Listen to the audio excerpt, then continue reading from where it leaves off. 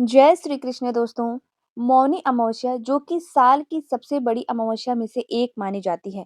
तो आज इस वीडियो में हम जानेंगे कि मौनी अमावस्या 2026 में कब है, अमावस्या तिथि कब से प्रारंभ हो रही है, कब समाप्त हो रही है, स्नान दान का शुभ मुहूर्त क्या रहेगा और कौन-कौन सी ऐसी बातें हैं जो इस दिन पे हमें ध्यान रखनी है, कौन-कौन से कार्य हैं जो ज़रूर से हमें करने हैं और किन-किन बातों का ध्यान रखना है। तो आज का वीडियो बहुत ही महत्वपूर्ण होने वाला है, इसीलिए वीडियो को अंत तक ज़रूर देखें। और अगर आप सभी के लिए वीडियो हेल्पफुल होता है तो प्लीज़ लाइक और सब्सक्राइब ज़रूर कर दें। तो चलिए हम वीडियो को शुरू करते हैं। तो जैसा कि नाम से ही हमें पता चल रहा है कि मौनी अमावस्या, इस दिन पे हमें मौन रह के, मौन व्रत धारण करके अपने जितने भी कार्य हैं वो सभी कार्य हमें करने चाहिए। कोशिश हमें ये करनी चाहिए कि पूरे दिन हम मौन व्रत धारण कर सकें।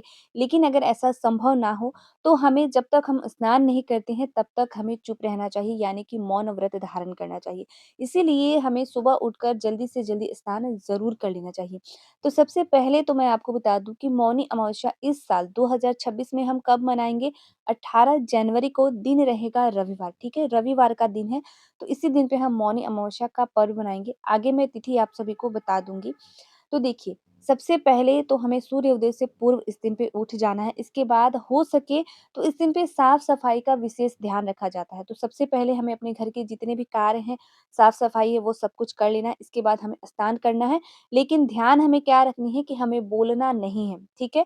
कोशिश हमें यही करनी है कि स्नान करने से पहले हमें बिल्कुल भी नहीं बोलना है, ठीक है? चुप रहना है।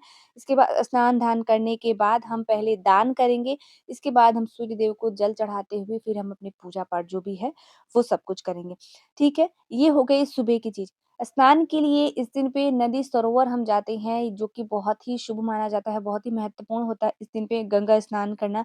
लेकिन अगर किसी भी कारणवश या सामने नहीं है, पास नहीं है, क्योंकि बहुत सारे लोग हैं जो बार-बार नहीं जा सकते, तो अगर हम नहीं जा सकते हैं तो घर पर ही हम गंगा जल और तिल मिलाकर स्नान कर सकते हैं, तो ये भी हमारे लिए लाभदायक होगा।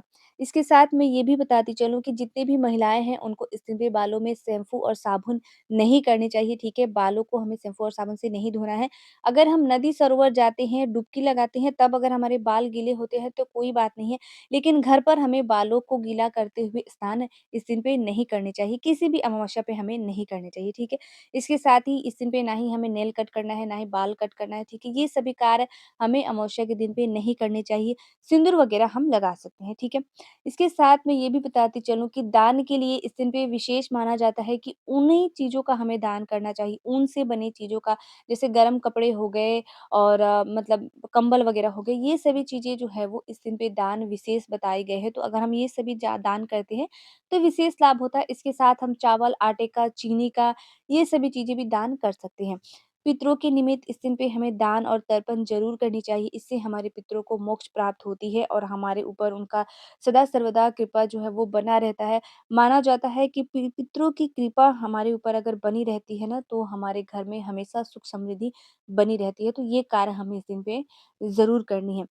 अमावस्या के दिन पे हम पीपल वृक्ष की पूजा करते हैं, लेकिन एक चीज़ मैं आप सभी को बता दूँ कि इस बार की अमावस्या जो कि रविवार के दिन है, तो रविवार के दिन हम पीपल वृक्ष की पूजा नहीं करते हैं, तो पीपल वृक्ष की पूजा हमें नहीं करनी है। इस चीज़ को आप लोग जो है वो ध्यान रखिएगा, ठीक है? तो अमावस्या तिथि प्रारंभ हो रही है 18 जनवरी को रात्रि में 12 बज के 5 मिनट से, जो कि हम 17 जनवरी भी मान सकते हैं, ठीक है? और वहीं अमावस्या तिथि समाप्त हो रही है 19 जनवरी को रात्रि में 1 बज के 21 मिनट पर, जो कि हम 18 जनवरी भी मान सकते हैं, ठीक है? तो उदय तिथि को ध्यान में रखते हुए 18 जनवरी को ही हमें अमावस्या तिथि मनानी है। अमावस्या के दिन के जितने भी कार्य हैं, जो कि स्नान हो गया, दान हो गया, गौ सेवा हो गई, पितरों के निमित्त तर्पण हो गए, सब हम लोग जो है वो 18 जनवरी दिन रविवार को ही करेंगे, ठीक है? तो आशा करती हूँ आज का वीडियो आप लोगों के लिए बहुत ही हेल्पफुल होगा। वीडियो हेल्पफुल होता है तो प्लीज़ लाइक और सब्सक्राइब ज़रूर कर दें। जय श्री कृष्ण।